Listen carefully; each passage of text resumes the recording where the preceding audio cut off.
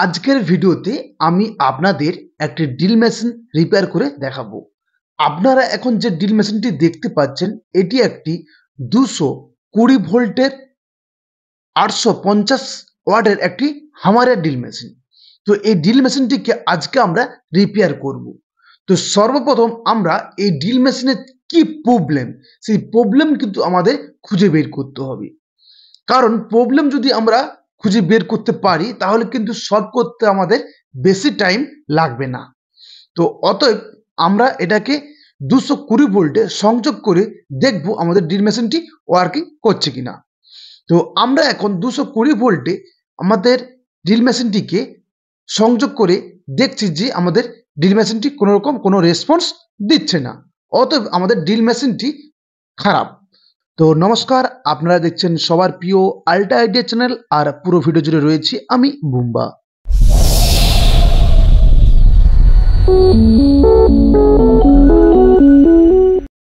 220 ভোল্টে সংযোগ করে আমাদের ড্রিল মেশিনটি ওয়ার্কিং করছে না, তার মানে আমাদের ড্রিল মেশিনটিকে ঠিকঠাক করে আমাদের যে বিদ্যুৎ বা ইলেকট্রিক পৌঁছাচ্ছে না।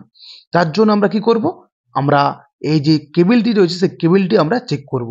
তো চেক করার জন্য আমরা মাল্টিমিটারের সাহায্য নেব।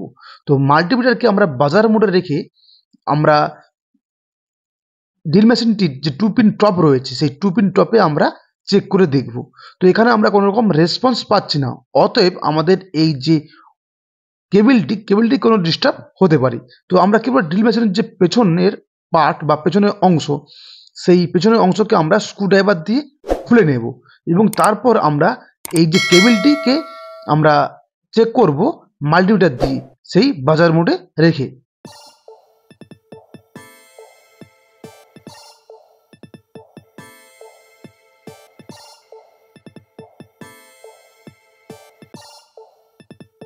ড্রিল মেশিনের কভার আমরা খুলে ফেলেছি।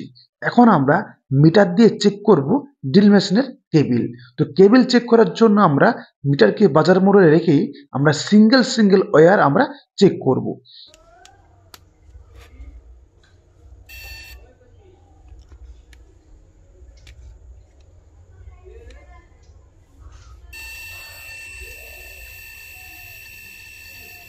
আপনারা আওয়াজ শুনতে পাচ্ছেন।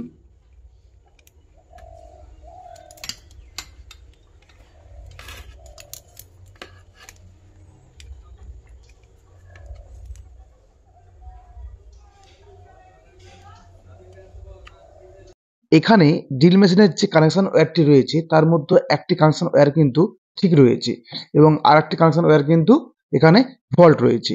তো আমরা কি করব, সর্বপ্রথম এই কানেকশন ওয়্যারটিকে চেঞ্জ করব, তারপর আমরা দেখব আমাদের ড্রিল মেশিন ওয়ার্কিং করে কিনা।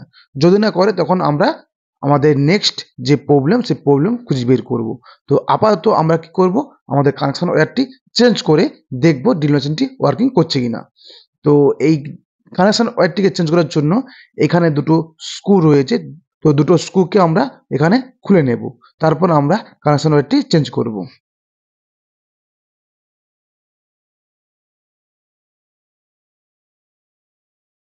ড্রিল মেশিনের কেবলটি খারাপ থাকার জন্য আমরা একটি নতুন কেবল নিয়েছি এবং সেই নতুন কেবলটি আমরা পুরাতন কেবলের জায়গায় রিপ্লেসমেন্ট করব।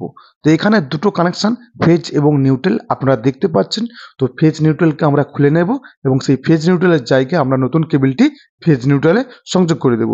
এখানে কিন্তু কোনো রকম আমাদের ভুল করা চলবে না। এখন কেবলটিকে আমরা স্ক্রু দিয়ে আটকে দেব এবং ড্রিল মেশিনের যে কভার রয়েছে সেই কভারকে আমরা এখানে স্ক্রু দিয়ে আটকে নেব। এরপর আমরা ড্রিল মেশিনটিকে 220 ভোল্টে সংযোগ করে দেখব আমাদের ড্রিল মেশিনটি ওয়ার্কিং করে কিনা। যদি না ওয়ার্কিং করে তখন আমরা পরবর্তী পদক্ষেপ নেব। তখন কি করব, ড্রিল মেশিনটিকে আবার খুলে দেখব যে কোথায় অ্যাকচুয়ালি প্রবলেম হয়েছে। তখন আমরা সেই প্রবলেমটিকে সলভ করার চেষ্টা করব। আপাতত আমরা এটাকে লাগিয়ে চেক করে দেখব ড্রিল মেশিনটি ঠিক হয়েছে কিনা। দিয়ে দিয়েছি, এখানে চালু করে দিয়েছি, কিন্তু চলছে না, সুইচ দিতে হবে। আবার দেখতে পাচ্ছেন আমাদের মেশিন কিন্তু চলছে।